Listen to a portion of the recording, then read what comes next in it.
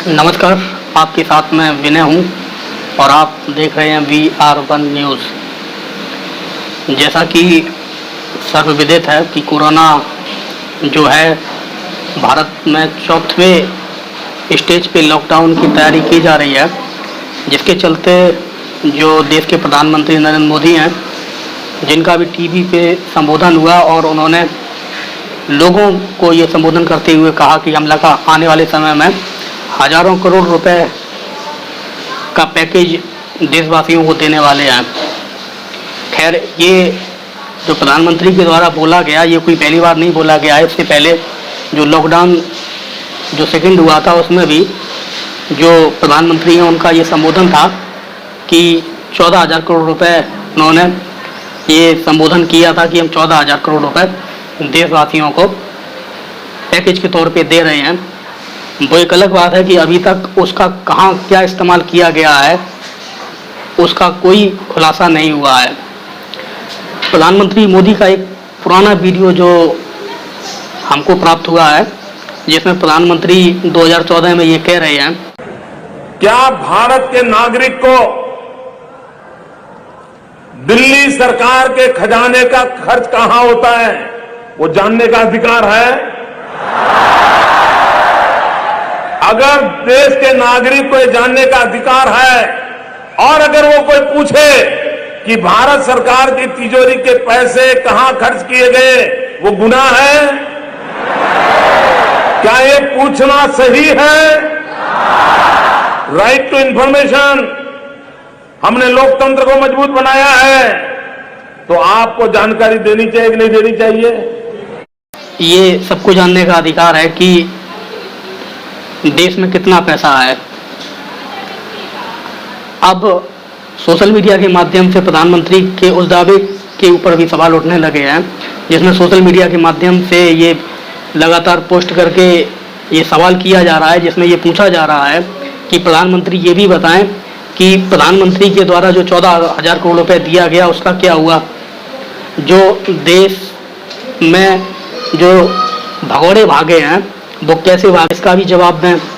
शायद प्रधानमंत्री इसका कोई जवाब ना दे पाए। वहीं प्रधानमंत्री एक तरफ दावे कर रहे हैं, दूसरी तरफ जो मुख्यमंत्री योगी हैं उनका बरसों पुराना एक कानून फिर से वो जिसको शुरू कर रहे हैं, जिसमें मजदूरों को 8 घंटे के बजाय 12 घंटे काम करने के लिए इसमें बोला गया है। अब मजदूर 8 घंटे के बजाय 12 घंटे काम करेंगे। इसका बाकायदा श्रम विभाग मंत्रालय से सरकारी कवरिंग लेटर बना के इसको दिया गया है। इसमें पूरा ये दर्शाया गया है कि किस तरीके से मजदूरों को श्रम दिया जाएगा, उसका उदाहरण भी इसमें दर्शाया गया है। इसका जो विरोध है देश भर में बड़े पैमाने पे हो रहा है, जिसके चलते जो भीम आर्मी के प्रमुख हैं उन्होंने ट्विटर के माध्यम से ये बोला है कि नए श्रम कानून में पूंजीपतियों को छूट देकर मजदूरों को अपंग बनाया जा रहा है। किसी भी उद्योग के मनमानी पे अब लेबर डिपार्टमेंट एनफोर्समेंट नियम के तहत कार्रवाई नहीं की जा सकती और न ही श्रम विभाग का प्रवर्तन दल श्रम कानून का अनुपालन कर सकता है। यूपी सरकार तत्काल इस अध्यादेश को रोके। ये जो भीम आर्मी के प्रमुख हैं उनके द्वारा ये कहा गया है। वहीं दिलीप मंडल ने भी ट्वीट किया है और बोला है कि नज़र रखिए कहीं झोला उठा के चल ना दें। उन्होंने ये इशारा करते हुए कहा है कि देश के हुक्मरान जो मोदी जी हैं कब झोला उठा के चल ना दें। उन्होंने इस पर सवाल खड़े किए हैं। इस पर जो बसपा सुप्रीमो मायावती हैं उन्होंने भी प्रेस विज्ञप्ति जारी करके अपना विरोध जताया है और उस प्रेस विज्ञप्ति में प्रेस कॉन्फ्रेंस करके भी उन्होंने अपनी बात को रखा है। इसके अलावा जो वाम सेफ और भारत मुक्ति मोर्चा के नेशनल प्रेसिडेंट हैं बावन मेश्राम, उन्होंने भी बावन मेश्राम ने की घोषणा मजदूरों के समर्थन में होगा 18 मई को जेल भरो आंदोलन। उनके द्वारा जो जेल भरो आंदोलन है ये किया जा रहा है और 18 मई को ये किया गया है। इसके चलते जो प्रोफेसर दिलीप मंडल है उन्होंने भी एक ट्वीट किया है और बोला है लिखित में कि इंडिया बनाम भारत। आज की दो तस्वीरें हैं। पहली तस्वीर सिंगापुर से आए एयर इंडिया के विमान की और दूसरी औरंगाबाद से। भारत का साथ लेकिन सिर्फ इंडिया का विकास। देश के अंदर एक आंतरिक उपनिवेश है जिसका काम इंडिया को सस्ता श्रम उपलब्ध कराना है। इसके चलते सोशल मीडिया पे जो तमाम देश की तस्वीरें हैं वो निकल के आ रही हैं, जो जगह जगह पे लोग मजदूर पलायन कर रहे हैं, जिनको सरकार ये दावा कर रही है कि उनके द्वारा जो ट्रेन का किराया है वो नहीं दिया गया है, लेकिन कई जगह से ऐसी घटनाएं खबरें भी आई हैं जिसमें उनको अपने फाइलों को बेचना पड़ा। इसके अलावा कहीं उनको कुछ बेचना पड़ा, कहीं कुछ।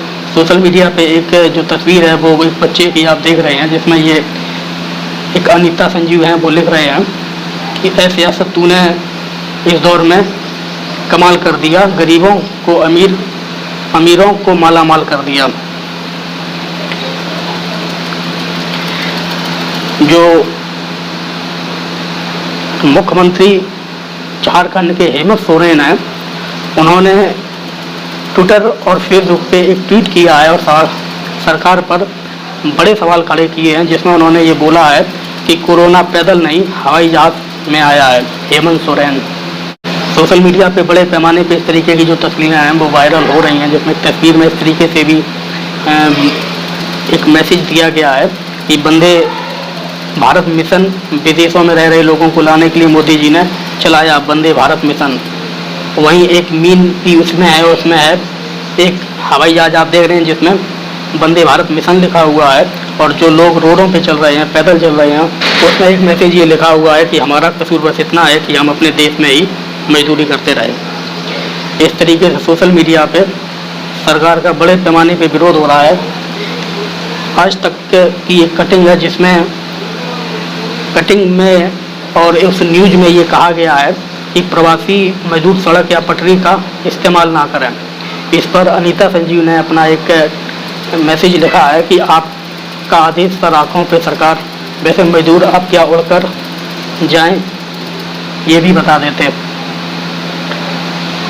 कहा हुआ है कि 15 दिन से मजदूर, गरीब मजदूर भूखे मर रहे हैं, लेकिन किसी ने नहीं पूछा कि पीएम केयर्स के लिए करोड़ों रुपए किसके लिए खर्च हुआ है। कहीं ना कहीं जो पीएम केयर्स जो बनाया गया है उस पर भी बड़े सवाल खड़े किए गए हैं, और अभी तक सरकार ने ये स्पष्ट नहीं किया है कि जो पीएम केयर्स का पैसा है सरकार कहाँ खर्च कर रही है। बड़े बड़े दावे तो कर रही है, लेकिन अभी तक सरकार इन दावों पे खरा नहीं उतर पाई है, ना ही पटल पे कोई काम नजर आया है।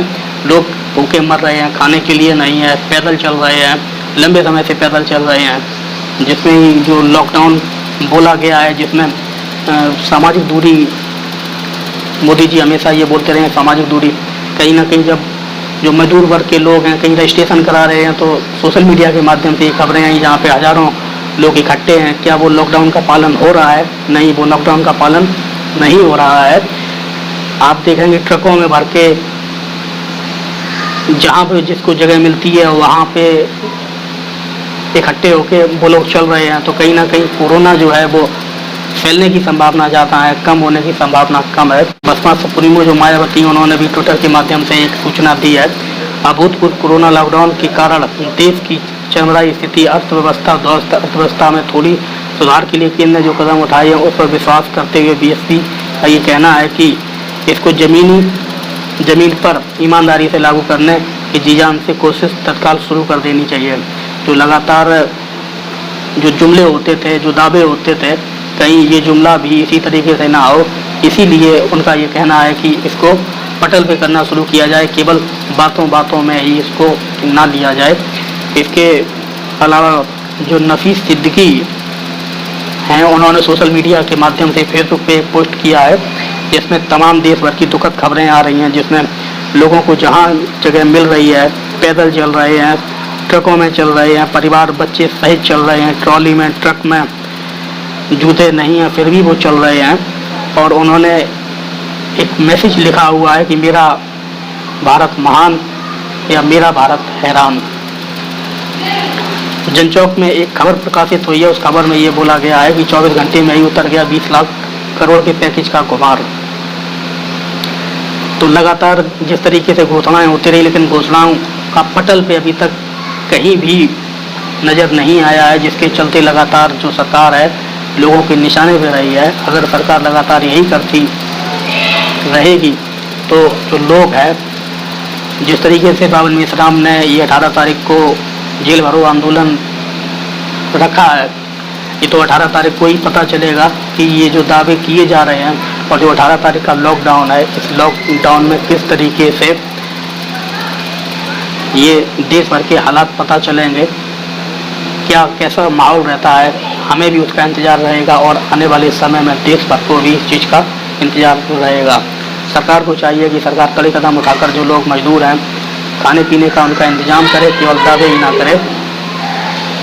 हमसे जुड़ने के लिए और हमारी खबरों से जुड़ने के लिए VR1 न्यूज़ पर विजिट करते रहिए। अगर हमारी खबर को आप फेसबुक पे देख रहे हैं तो कृपया हमारे पेज को लाइक करें और यूट्यूब पे देख रहे हैं तो हमारे चैनल को सब्सक्राइब करें।